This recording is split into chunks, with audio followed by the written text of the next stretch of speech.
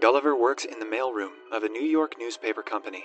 That day, he meets a new employee named Dan and befriends him. Gulliver is Dan's boss in the mailing department.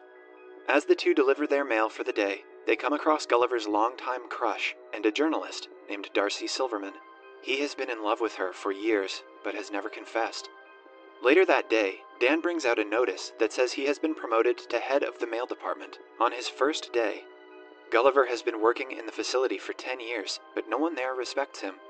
Dan claims that Gulliver is scared to talk and will never progress in life other than his mailroom job.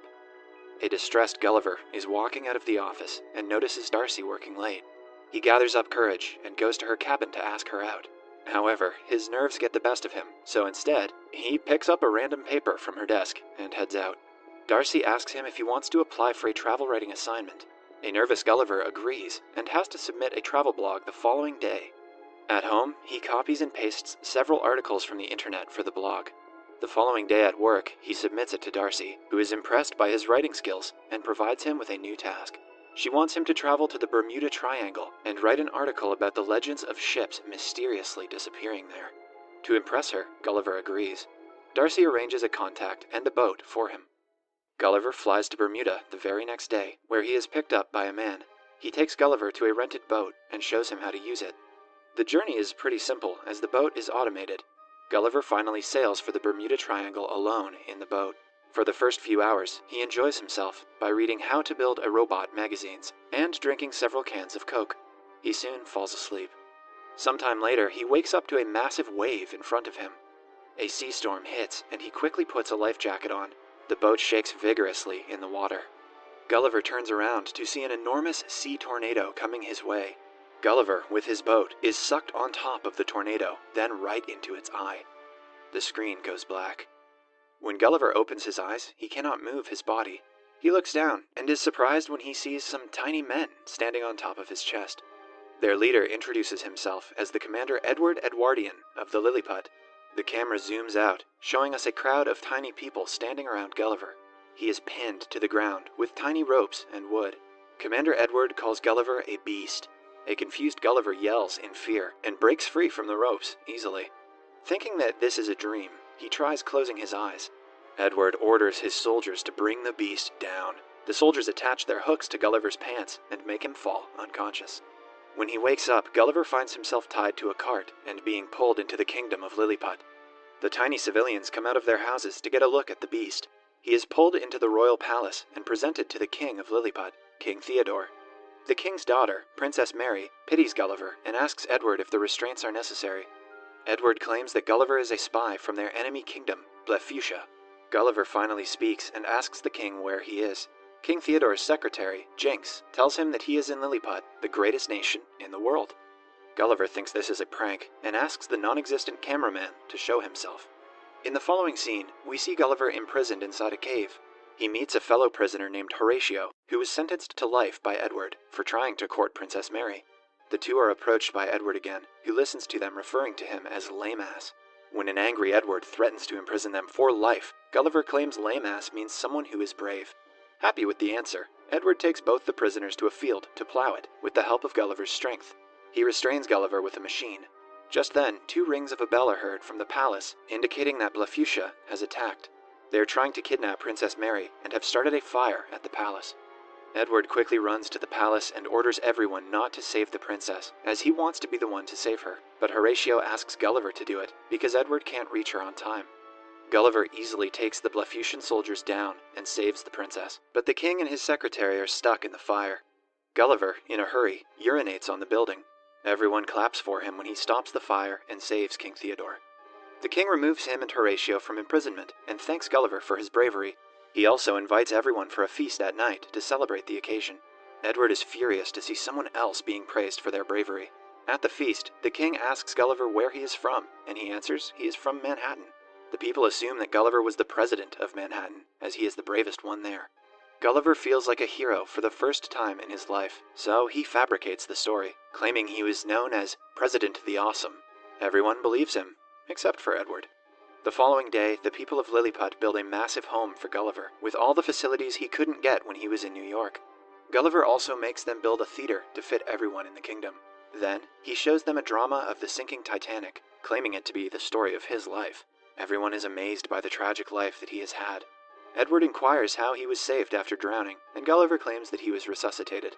Later, Horatio asks Gulliver to help him impress Princess Mary, and Gulliver agrees. The two go to the palace, and Horatio approaches the princess. A hidden Gulliver recites the lyrics of the song Kiss, making Horatio repeat it.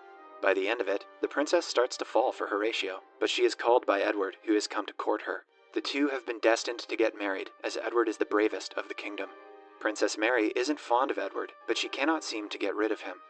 Somewhere else, the search party finds the washed-up boat with cans of Coke. Gulliver comes to the scene and finds his phone is still working. He has 12 voice messages from Darcy. Turns out she is furious to have found out about Gulliver's plagiarized article. She has to now sail on the same trail Gulliver came through to do the Bermuda Triangle research herself. Gulliver now doesn't want to go back to New York and face her, so he decides to stay in Lilliput permanently. Edward is not happy about the decision and tells the king he is suspicious of Gulliver. The king dismisses him, claiming that he trusts Gulliver. Because of his stay, the king gives Gulliver the title of the new general and demotes Edward to vice-general. A jealous Edward turns Lilliput's defense system off, making it easier for their enemies Blefuscia to attack. Blefuscian soldiers and their king see this and plan to attack Lilliput immediately. They approach the kingdom through waters and launch cannonballs towards Lilliput. Being the general, now it is Gulliver's responsibility to stop them. He nervously steps into the water and starts to splash it around. The cannonballs do not work on Gulliver, who is massive compared to them. Eventually, he defeats the Blefuscians and becomes the savior of Lilliput. The people from Lilliput fulfill all of Gulliver's wishes. They even build a model of Times Square so he would feel at home. They change their clothing to match that of Gulliver's. Soldiers are appointed to cut his hair and give him massages. One night, Edward barges into the princess's chamber. He claims that it is his right to come in any time because he courts the princess. The princess finally reveals that she doesn't love him and doesn't want him to court her anymore. An angered Edward leaves for Blefuscia to ask for help from their king. Edward's men have found the Build Your Robot book Gulliver had on the boat. The Blefuscian king agrees to help him build a robot using the book to battle Gulliver. Some days later, Gulliver is at the model Times Square. When the bells of the palace ring, suggesting an invasion, Gulliver gets ready to battle tiny people, but is surprised when a huge robot being operated by Edward stands in front of him. Edward challenges him for a duel. Gulliver has no way out but to accept. He tries to push the robot, but it is way stronger than him. It picks Gulliver up with his pants and makes him accept defeat. Gulliver also confesses that everything he said about him being the president is a lie. The king and the princess are surprised to have been betrayed by him. Edward sends Gulliver to a forbidden place called the Island Where We Dare Not Go as a punishment. When Gulliver is left there, he is picked up by a giant little girl. Turns out the island is the home of giants.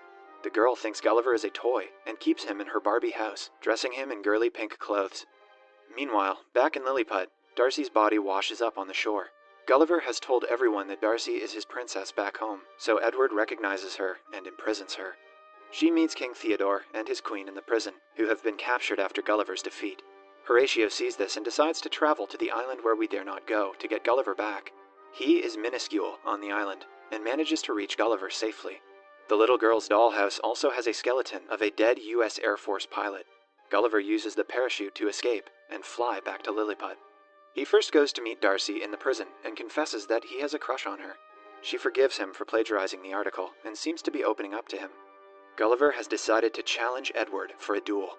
He doesn't want to prove his bravery anymore, but genuinely wants to help Lilliput.